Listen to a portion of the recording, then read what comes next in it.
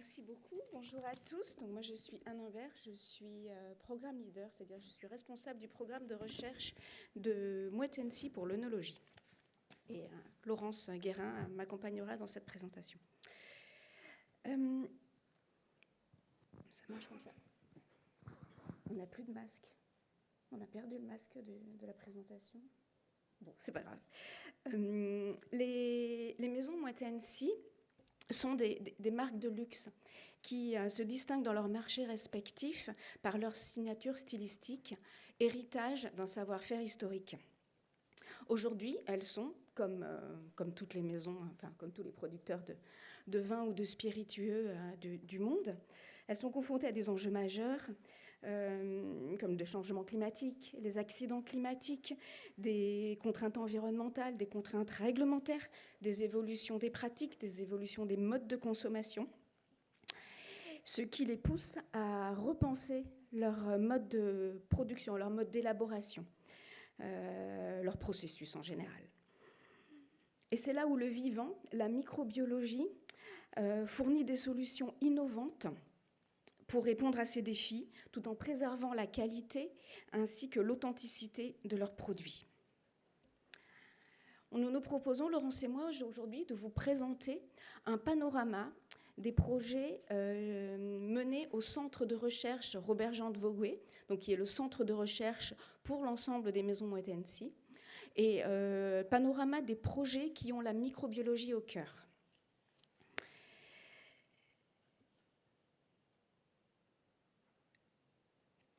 À toi, Laurence.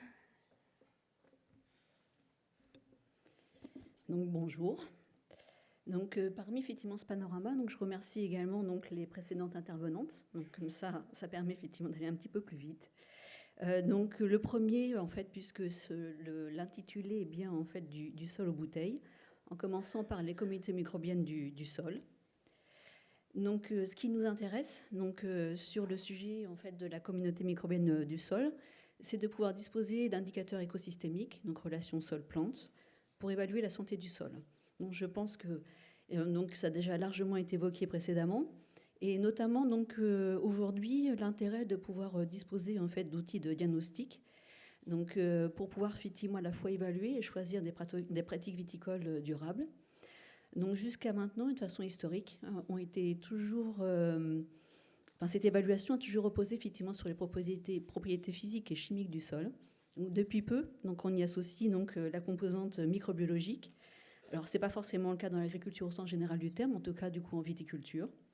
Donc, comme les précédentes intervenantes l'ont montré, donc, il y a plusieurs façons de pouvoir évaluer cette communauté microbienne et l'intégrer.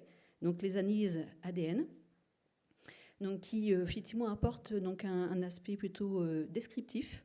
Et c'est vrai qu'en tant qu'utilisateur et outil de diagnostic, ce n'est pas toujours facile en fait, à manipuler. Donc, ensuite, les analyses ARN, donc, qui nous permettent effectivement d'approcher beaucoup plus la fonctionnalité des micro-organismes, mais par contre, transcriptomique très lourd, très cher. Et donc, peut-être un intérêt donc, intermédiaire donc, sur les mesures d'activité enzymatique en lien effectivement avec les fonctions du sol. Effectivement, du coup, c'est pas très joli. Bon.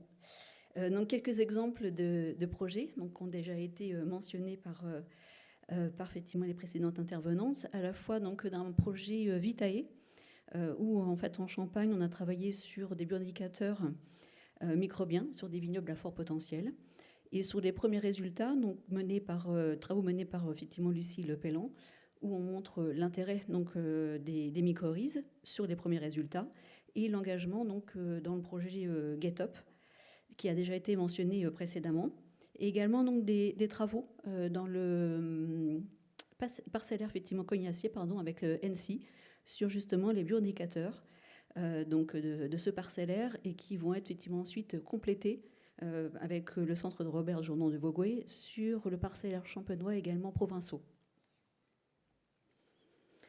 Pour continuer, donc sur la lutte contre les maladies de la vigne, donc à nouveau, donc, sur un engagement effectivement dans le projet Vaximine dont a parlé Sophie, sur l'évaluation de la prémunition donc par des souches du GVLV hypoagressive, donc comme moyen de biocontrôle contre donc le virus effectivement du Cournouet.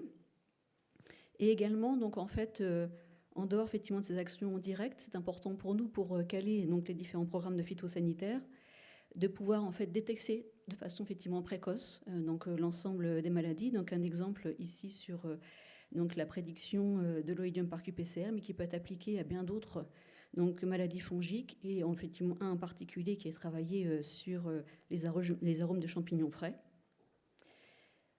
La protection de la matière première, donc un intérêt également donc premier pour l'ensemble des maisons MH. Et c'est vrai qu'on n'a pas fait effectivement un panorama effectivement préalable des maisons MH, mais donc ce n'est pas effectivement que la France ni l'Europe, mais c'est l'ensemble effectivement du monde entier, et donc avec des intérêts très divers et variés, et surtout bien sûr des caractéristiques de matières premières très différentes. Donc l'intérêt donc d'utilisation de la bioprotection, et donc l'utilisation de par les maisons effectivement du monde. Après donc à intégrer donc aussi effectivement la notion de praticité et de changement de pratique au niveau en fait des producteurs, qui n'est pas toujours difficile effectivement à intégrer en fonction de la taille de l'exploitation. Sur la correction de matières premières, donc pas mal effectivement du coup de demandes et d'essais sur l'acidification, notamment l'acidification biologique. Donc là, juste un exemple d'essai porté par nos collègues espagnols, donc Bodega Numancia, donc qui essaie effectivement du coup d'appréhender en fait l'ensemble de ces méthodes biologiques. Et on a essayé effectivement aussi de le rapporter. On l'a fait en 2024, on le fera en 2025. Une comparaison donc technico-économique et sensorielle de l'ensemble des méthodes d'acidification sur mou et sur vin qui sont proposées, à la fois effectivement chimiques, physiques et microbiologiques, pour véritablement effectivement en fait évaluer donc le gain que peuvent effectivement du coup avoir ces maisons à utiliser les méthodes biologiques. Lorsqu'on est effectivement sur l'acidification biologique, certains fabricants, fournisseurs ont mis en avant donc leur utilisation pour diminuer le degré alcoolique, ce qui n'est pas effectivement toujours, voire rarement effectivement du coup mis en évidence, et donc un intérêt aussi grandissant sur des sujets qu'on pourrait appeler effectivement du coup des sucrages, sur le fait d'avoir en fait des micro-organismes qui puissent consommer donc une partie du sucre au préalable pour gagner 0,5 jusqu'à 1 ou 1,5 degré effectivement potentiel d'alcool, et non pas effectivement venir travailler sur le vin. La gestion des profils des vins, comme l'a dit Anne, donc véritablement donc part effectivement très importante en fait auprès donc, des différents domaines de MH. Donc deux façons effectivement d'aborder cette gestion des profils des vins au sein en fait des maisons. La première sur le choix des micro-organismes fermentaires, bien sûr, donc levure et bactéries lactiques. Une partie des maisons MH ont leurs propres micro-organismes, que ce soit levure ou bactéries lactiques, et donc il y a un regain donc important donc sur cette approche microbienne. Bien sûr, donc comme l'a évoqué Anne, sur la maîtrise de l'expression aromatique, et également par rapport à l'adaptation au changement climatique. Donc un regain par rapport effectivement à la caractérisation de ces souches qui ont été, bon, pour une bonne part, en fait, isolées dans les années 80, comme beaucoup. Et donc, à nouveau, effectivement, une caractérisation beaucoup plus large pour savoir, en fait, ce que vont donner, effectivement, ces souches dans l'avenir, voire, en fait, de nouvelles sélections auprès, effectivement, de ces maisons MH, même de façon plus large auprès, effectivement, de l'ensemble des maisons MH.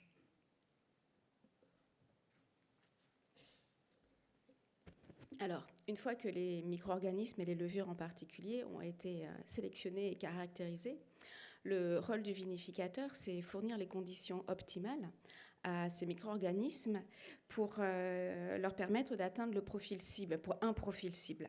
Et c'est là où intervient, en tout cas dans certaines de nos maisons, le pilotage de la fermentation alcoolique. Il peut se prendre la forme chez certaines de nos maisons champenoises, c'est pas facile à dire, de stratégies de vinification qui vont prendre en compte les caractéristiques initiales du mou, les compositions et les propriétés physico-chimiques, et qui vont consister en l'ajustement en temps quasi réel des paramètres de la fermentation, tels que la température, la nutrition, l'injection ou pas d'oxygène, donc en fonction du déroulé de la fermentation alcoolique. Actuellement, l'objectif des maisons est de garantir, enfin de sécuriser la fermentation, c'est-à-dire garantir l'épuisement des sucres et l'absence de production de molécules ou de composés indésirables pour le profil des vins. En revanche, les perspectives sont beaucoup plus ambitieuses et en particulier, elle touche deux objectifs, une adaptation au changement climatique. La composition des mous évolue sous la pression de l'évolution climatique. Donc le profil des vins qui en résulte théoriquement évolue. Donc l'objectif du pilotage de la fermentation peut être aussi de garantir l'atteinte du profil souhaité en faisant abstraction d'une certaine manière, en effaçant les effets de l'évolution du changement climatique sur la composition de la matière première. Un des autres objectifs, c'est de diminuer l'impact environnemental, en particulier en ce qui concerne les consommations énergétiques, diminuer l'impact environnemental de la maîtrise, du pilotage des fermentations, en jouant en particulier sur les températures.